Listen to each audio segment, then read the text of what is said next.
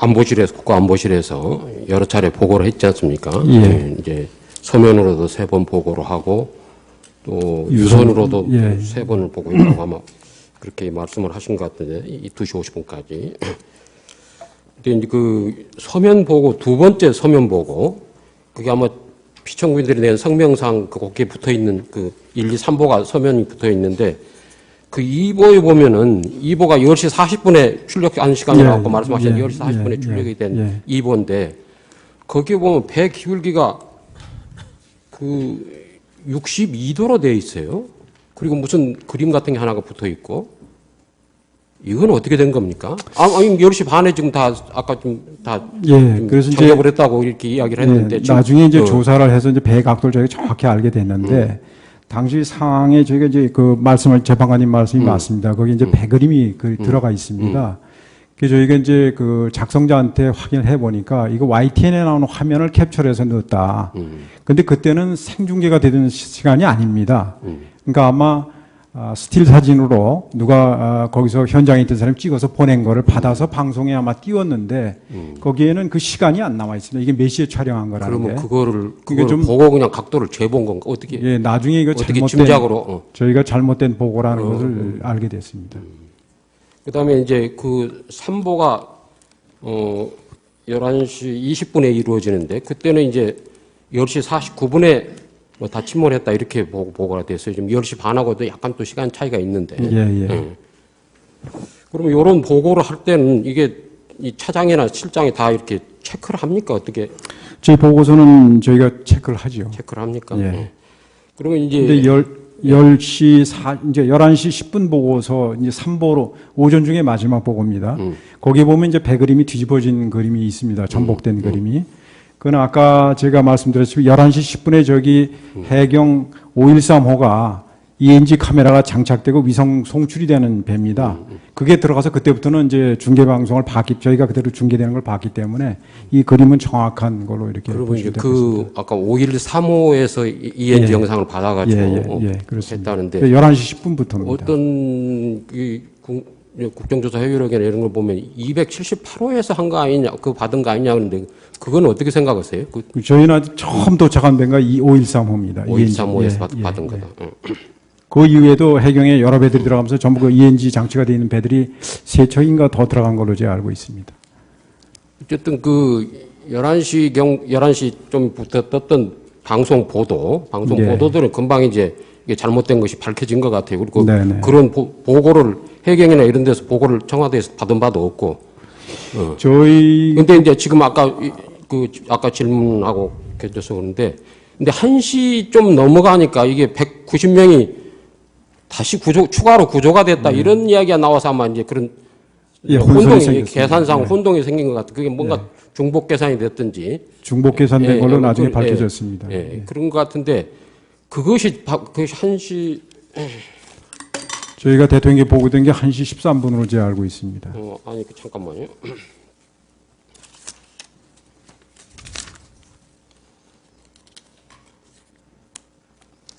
그래서 이제 그런 이야기 어디서 나왔던 것 같아요. 그러니까 위기관리센터에서, 청와대 위기관리센터에서 그 해경 한라인으로 이렇게 이제 확인을 합니다. 190명 추가 구조가 사실인지 이렇게 확인을 하니까 해경 본청은 서해청에서 보고받았으나 확실치 않다. 이렇게 거기 녹취록에 보면 나와 있어요.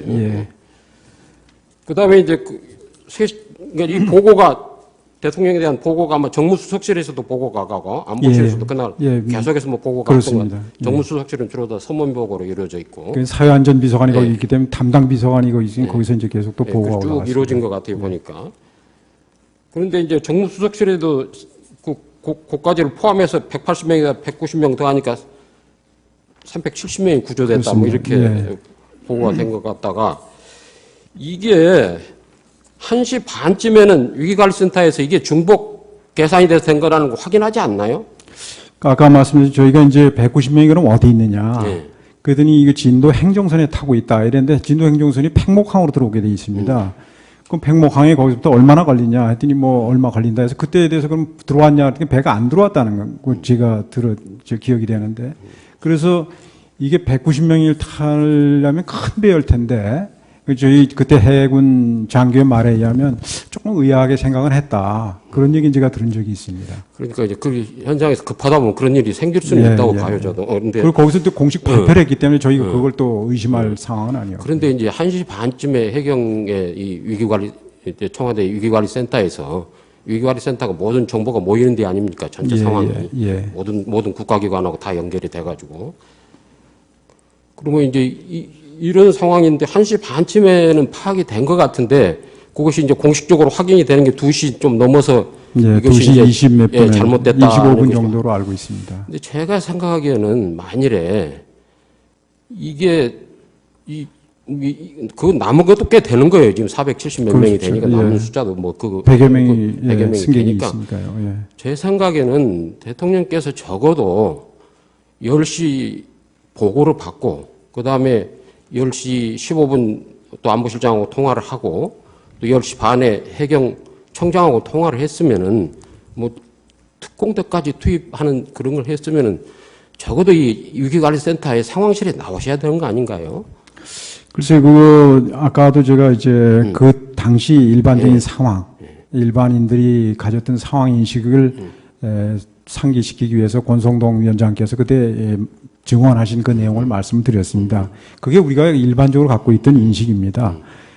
그렇기 때문에 대통령께서 보고받으시고 뭐 상황실로 오셔야 되지 않느냐 하는데 대통령께서 저희 상황실에 오시는 경우는 대개 이제 북한이 핵실험을 했다든지 그 뻔히 결과를 다 알고 있기 때문에 대책을 세우고 진행되는 상황에서 오는 게 아니고 그다음에 뭐 미사일 장거리 미사일을 쐈다든지 그럴 경우에 이제 오셔서 국가안전보장회의를 여시고 그러는데 작년에만도 제 기억에 한 7번인가 뭐 하신 걸로 알고 있습니다. 그런데 그 당시는 초기 상황 보고였고 그게 그렇게 긴박하게 돌아간다 그런 생각을 못했기 때문에 또 저희가 또 그렇게 보고를 드리지도 않았고 막 그렇지 않았나 이렇게 생각합니다. 지금 이제 증인께서 말씀을 하시는 거 보면은 국가안보실도 마찬가지로 그렇게 긴박한 상황이라고는 인식을 안 했다는 느낌이 증인 증언에 의하면 좀 그런 느낌이 오는데. 아니, 긴박한 상황이라는 게 이제 일반적인 걸 제가 말씀을 드린 거예요. 저희는 이제 계속해서 상황을 파악을 하고 보면은 그날 99번 통화를 한 걸로 되어 있습니다. 그러니까 이게 왜냐면 그래서 9시 20분부터 근데 대통령께서 그거 바로 내려가셔서 상황을 하실 정도의 상황이란 그런 심각성은 아니었다라고 저희가 이제 판단했다는 얘기죠. 그런데 이제 처음에 이제 몰랐을 수도 있고 보고가 늦어져서 뭐 몰랐을 수는 있을 것 같아요. 근데 어느 상황에서는 난 대통령 그러니까 국가안보실에 안 나오시면은 적어도 모시러 가가지고 이 현장에 나오셔야 된다. 이 국민들이 그래야 안심을 한다. 말하자면 꼭 그분이 나와서 구조를 한다는 것이 아니고 꼭 구조가 그래서 성공한다고 아니라도 적어서 나와서 국가의 이 상황에서 대통령 얼굴 모습을 보여줘야 하는 거 아닌가요, 이거? 그러니까 초기 상황인 제가 말씀드렸다시피 저의 인식이 이게 대통령께서 나오셔가지고 막 진두지휘를 하셔야 할 상황이라는 인식이 없었다는 그런 말씀을 드리는 거죠. 그러니까 현장에 부재했다는 이 부분이 나는 중요한 부분이라고 생각을 하는데 저 물론 관저에 계셨으니까 뭐 직무를 하고 있었다고 지금 주장을 하시는 거니까 또 그럴 수도 있나. 그러나 이 국가 이 상황에 대처하는 모습 적어도 왜냐하면 이 국가 위기에 해당하는 재난 사고 아닙니까 이 사고는 아까도 증인도 인정했다시피 이 재난 사고가 그 재난의 성격은 나중에 알게 된 거죠. 그 오전 상황에서 이게 국가 재난 사고다라고 인식한 사람은 아마 없었을 겁니다. 그런데 이게 지금 470 승객하고 선원까지 해서 470 몇 명 정도가 타고 가서 침몰하고 있는 상황인데 이걸 위기 상황이라고 안 보시는 겁니까? 아니 계속 저희가 구조 상황을 보고 드리고 대통령께서는 또 그러니까 그 정도로 그 상황에서 위기관리센터에서 관리를 했으면 이건 위기 상황인 거예요. 그러면은 물어봅시다. 예. 대통령께서 지금 관저에서 그 직무를 하셨다고 그러는데, 그러면 관저에 가서 말씀을 드려야 될 거 아니에요, 적어도. 아니, 저희들이 계속해서 10시 반 이후에는 가서. 문서로 보고드리고 전화로 이게 보고드리고 침몰한 상황인데, 예? 지침을 받고 이렇기 때문에 그 상황에서는 저희는 뭐 대통령께서 상황실에 오셨다고 그래서 다르게 지시할 수 있는 것도 아니고 저는 뭐 거기에 대해서는 이건 하여튼 인식이 하여튼 뭐 사고 발생 시보다는 10시에 인식을 하셨다니까 우선 그 인식이 좀 늦어졌고 그다음에 인식을 어느 정도 했느냐 이 상황에 대한 인식을 정확하게 보고를 받았으면은 뭐 그 인식이 나는 정확한 인식이 상황에 대한 정확한 인식이 있었으면 현장에 나왔든지 아니면 그 관저에 계시더라도 아마 적절한 지시를 계속해서 했었어야 되리라고는 싶은데 이게 제가 보기에는 지금 말씀하신 내용이 10시 15분에 안보실장하고 통화하면서 지시한 내용하고 또 그 지시한 내용은 해경 녹취록에 나와 있습니다. 받아 적으라 하면서 VIP 지시사항이라고. 그 다음에 이제 10시 반에 해경 청장하고 특공대를 투입을 해라. 그러고는 나중에 이제 다른 건 쭉 없다가 이 구조가 이렇게 인원이 잘못됐느냐를 한번 질책을 하시고 그 다음에는 이제 중대본에 나타나서 말씀하신 거거든요. 딱 그 상황인 겁니다. 대통령이 하신 지시하고 조치하고 그런 내용들은 행동들은. 그래서 나는 이 점에서 이제 이것이 헌법 위반이 되느냐 법률 위반이 되느냐 문제는 별도로 쳐두고 그 문제에 관해서 그래서 대통령께서는 뭐 책임이 없다고 할 수는 모르지만 국가안보실에서 그렇다면은 그 전체 상황을 관리하고 있던 사람들은 누가 책임을 물은 적이 있습니까? 청와대 비서진이나 요 세월호 사건 문책을 한 적이 있었습니다. 세월호 사고에 대해서 지금 말씀하신 게 조금 말씀드리겠습니다. 제가 말씀드리고자 하는 거는 그 당시 국가안보실에서 사실 전체적인 그 상황을 정확하게 파악이 안 됐기 때문에 나중에 사후적으로 보면 저희들이 굉장히 심각한 상황이었던 건 맞습니다만 그 당시는 그걸 인식을 못한 게 사실입니다. 만약 저희가 그 상황을 인식했다면 대통령께 이 심각한 상황이라는 걸 보고를 드리고 그렇게 했을 텐데 보고서를 보시면 알지만 그렇게 심각하게 이렇게 저희가 인식을 못했습니다. 근데 그건 뭐 저희들이 그 정보 들어오는 정보라든지 시스템 자체가 그렇게 되기 때문에 그런 아쉬운 점이 있습니다. 책임과 관련해서는 사후에 저희가 감사원에서 나와서 조사를 하고 그렇게 한 걸로 알고 있습니다. 책임자 처벌에 관한 거는 제가 기억하는 그러니까 청와대 내에서 비서진이나 이런 뭐 여기 참모진에 대한 문책을 한 적이 있었냐 물어보면 다른 사람들 처벌받은 사람이 많으니까 그런 거는 아마 그 당시 감사를 다 해서 책임 소재를 따져서 거기에 상응하는 조치가 있었다고 저는 알고 있습니다. 청와대 직원이 징계를 받았는지는 제가 알지 못합니다. 김장수 실장이 징계를 문책 인사를 김장수 실장은 그 위에 좀 다른 문제로 해서 면직이 됐습니다. 이걸로 문책을 한 건 아니죠. 뭐 세월호 관련 사건이죠. 세월호 관련 사건? 예. 그건 뭔가요? 그 당시 그러면 책임이 누가 있느냐의 문제를 가지고 컨트롤 타워 문제에서 그것이 사회적 논란이 됐고 그래서 면직이 됐습니다. 그래서 문책을 한 겁니까? 글쎄 여기 뭐 제가 그래서 아니 근데 분명히 문제가 됐던 건 그 당시 컨트롤 타워가 어디냐 이런 문제 가지고 사회적 논란이 됐고 거기에 대해서 책임을 지고 물러난 걸로 알고 있습니다. 그러니까 이제 이 관저에서 이제 관저에도 집무실이 있다. 이 이야기는 2014년 7월 7일 날 운영위원회 국회 운영위원회에서 청와대 비서실장이랑 이렇게 모셔놓고 이렇게 질의응답을 하지 않습니까? 예. 그때 그 회의록을 보면은 관저 집무란 개념은 안 나오더라고요. 어디 계신지 모른다 그런 이야기가 주로 나오지. 그런데 이제 그 며칠 뒤에 가면은 관저도 집무하는 곳이다 이런 논리를 펴더라고요. 왜 처음 운영위원회 조사할 때는 관저에서도 집무를 했다 이 말씀을 왜 안 하신 건가요? 적극적으로 그렇게 말씀은 안 하셨더라고요. 네, 자세히 그래서 제가 당시 김기춘 실장께서 왜 그렇게 말씀하셨는지까지 제가 알 수는 없습니다만 아마 그 대통령님이 어디 계시고 뭐 하는 이 동선에 대해서 말씀하시는 걸 굉장히 꺼려해서 그런 말씀을 하신 거로 저는 이해를 하고 있습니다.